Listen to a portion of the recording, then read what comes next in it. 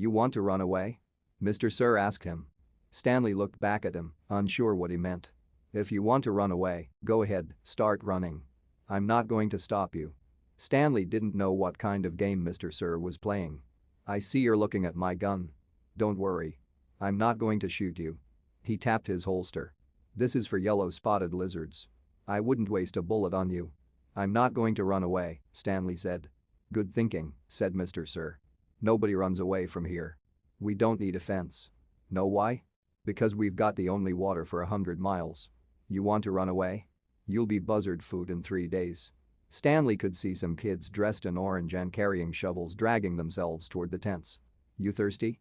asked Mr. Sir. "Yes, Mr. Sir," Stanley said gratefully. "Well, you better get used to it. You're going to be thirsty for the next 18 months.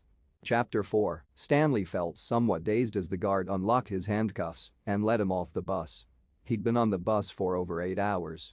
"Be careful," the bus driver said as Stanley walked down the steps. Stanley wasn't sure if the bus driver meant for him to be careful going down the steps or if he was telling him to be careful at Camp Green Lake.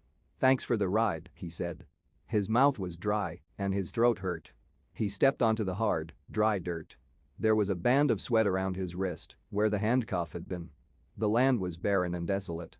He could see a few run-down buildings and some tents. Farther away there was a cabin beneath 2 tall trees. Those 2 trees were the only plant life he could see. There weren't even weeds. The guard led Stanley to a small building.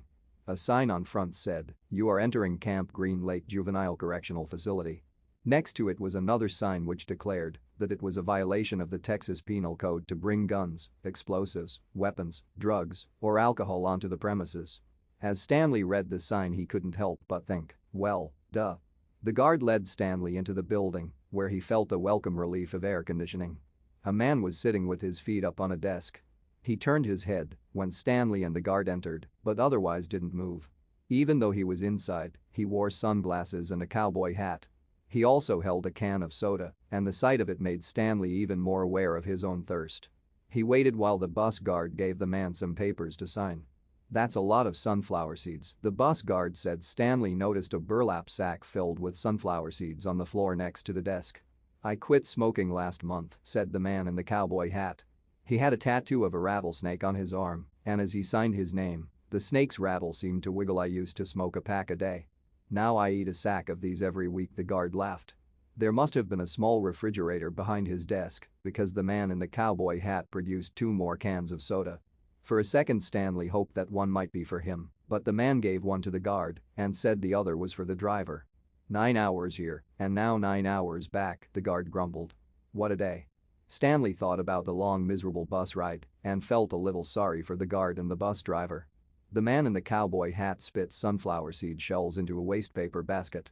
Then he walked around the desk to Stanley. "My name is Mr. Sir," he said. "Whenever you speak to me, you must call me by my name, is that clear?" Stanley hesitated. Yes, Mr. Sir," he said, though he couldn't imagine that was really the man's name. "You're not in the Girl Scouts anymore," Mr. Sir said. Stanley had to remove his clothes in front of Mr. Sir, who made sure he wasn't hiding anything. He was then given 2 sets of clothes and a towel. Each set consisted of a long-sleeve orange jumpsuit, an orange t-shirt, and yellow socks. Stanley wasn't sure if the socks had been yellow originally. He was also given white sneakers, an orange cap, and a canteen made of heavy plastic, which unfortunately was empty. The cap had a piece of cloth sewn on the back of it for neck protection. Stanley got dressed.